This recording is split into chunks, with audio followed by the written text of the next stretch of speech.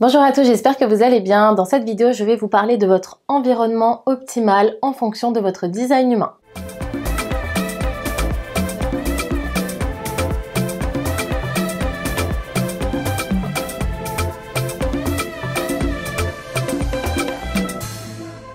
Alors tout d'abord, si tu découvres à peine le design humain, sache que ce n'est peut-être pas forcément la première vidéo qu'il faut regarder étant donné qu'on rentre dans des données un petit peu plus approfondies. Il y a beaucoup d'autres vidéos sur ma chaîne YouTube qui sont plus adaptées aux débutants et d'ailleurs, si tu n'as pas encore fait ton test de design humain, tu peux le faire gratuitement sur mon site internet www.marytyson.fr. Ensuite, si tu as commencé à explorer un petit peu le design humain, tu as peut-être découvert que sur certains logiciels, on peut voir des données, notamment sur l'environnement. Quand on parle d'environnement, ça va être l'environnement physique et matériel, certes, mais aussi l'environnement relationnel.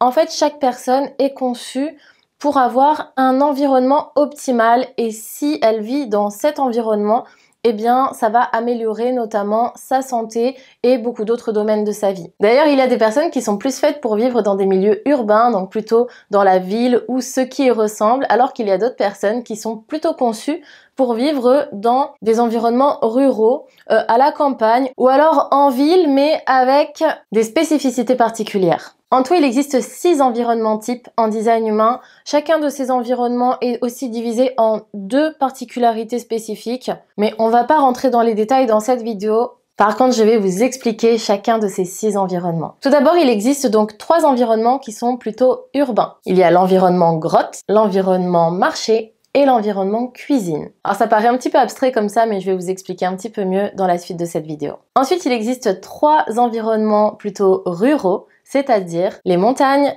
les vallées et les rivières. Tu fais partie automatiquement de l'un de ces 6 environnements. On va commencer par l'environnement le plus primitif, c'est l'environnement grotte. D'ailleurs, c'est mon environnement à moi. Et du coup, les personnes qui ont l'environnement grotte, elles, ce qui va être vraiment important pour elles, c'est tout ce qui est se sentir en sécurité et pouvoir avoir le contrôle de leur environnement. Et c'est pour ça qu'on dit qu'elles sont plutôt conçues pour être dans des grottes, ou en tout cas, dans des pièces qui n'ont une seule entrée, pour pouvoir contrôler qui rentre et qui sort. Sinon, elles ne vont pas se sentir en sécurité.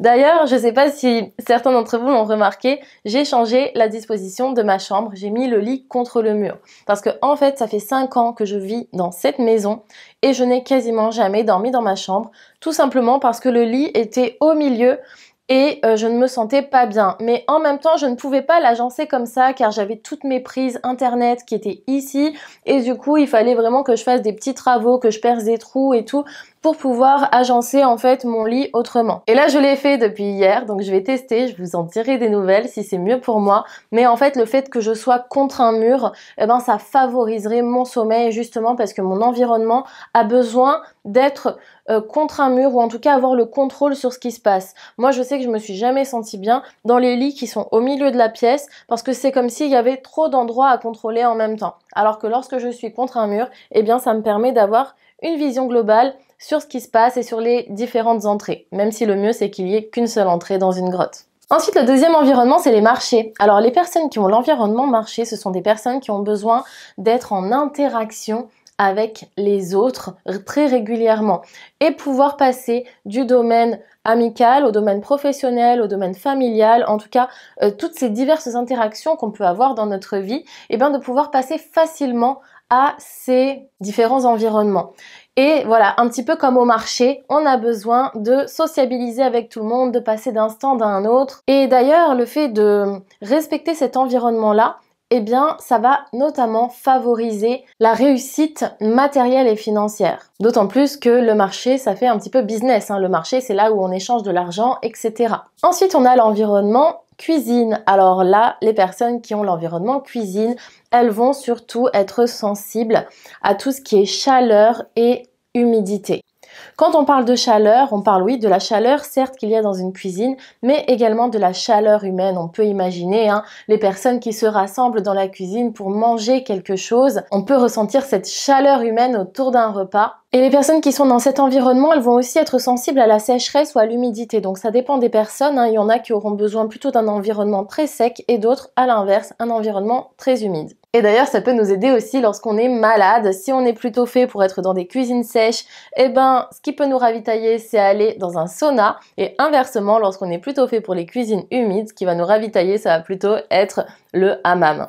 En tout cas, ces personnes-là, elles aiment être dans des environnements où les choses peuvent être transformées. Donc dans une cuisine, on transforme les aliments bruts en un repas. Dans les usines, par exemple, on va transformer certains matériaux bruts en matériaux beaucoup plus sophistiqués. Il y a vraiment cette notion de transformation qui est importante, un petit peu comme les alchimistes, comme les souffleurs de verre, enfin toutes ces notions de transformation. D'ailleurs, notre environnement peut aussi nous guider vers un métier. Ensuite, le quatrième environnement, c'est l'environnement montagne. Là, les personnes qui font partie de cet environnement, elles vont être sensibles à la qualité de l'air et notamment les gaz qui sont dans l'air comme le taux d'oxygène, etc. Elles ont besoin d'être en hauteur aussi notamment, c'est pour ça qu'on appelle ça la montagne. Je ne sais pas si vous êtes au courant, mais à la montagne, le taux d'oxygène est plus faible. Et en fait, lorsque les personnes, elles sont trop basses, eh bien, c'est comme s'il y avait trop d'oxygène et qu'elles étouffaient. D'ailleurs, la montagne, c'est un paysage donc, qui est naturel, mais par exemple, si vous habitez en ville, eh ben, le mieux, c'est par exemple d'être au dernier étage d'un immeuble. Ensuite, le cinquième environnement, c'est l'environnement vallée. Alors là, les personnes qui ont cet environnement vallée,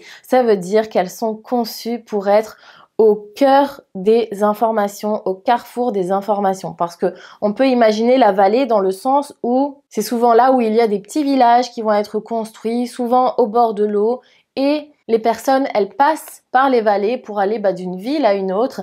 Et du coup, en fait, les personnes qui sont dans cet environnement, elles aiment bien avoir les informations de ce qui se passe dans le monde, justement par les personnes qui passent par cette vallée. Et leur but, ça va être un petit peu comme des petites abeilles qui vont de fleur en fleur, de diffuser ces informations. Et le dernier environnement, c'est l'environnement rivière. Là, en fait, les personnes qui ont cet environnement, elles sont conçues pour être dans des lieux de transition.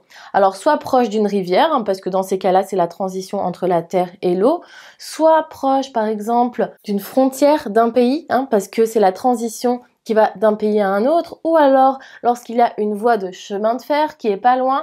En tout cas, elles, ce qu'elles ont besoin, c'est voir ce qui se passe ailleurs et donc dans un environnement différent. Elles ont besoin de cette transition. Et ça peut être aussi, bien sûr, être proche de l'eau, être proche de la mer, être proche d'un lac, d'une rivière. Il y a vraiment cette notion de transition entre la terre et l'eau à laquelle cette personne peut être très sensible. Voilà, donc je vous ai fait vraiment un petit résumé très global sur les 6 environnements. Il y a des spécificités ensuite qu'on peut aller creuser, que ce soit pour les enfants, pour le sommeil, pour l'environnement professionnel aussi, pour des idées de métier, etc.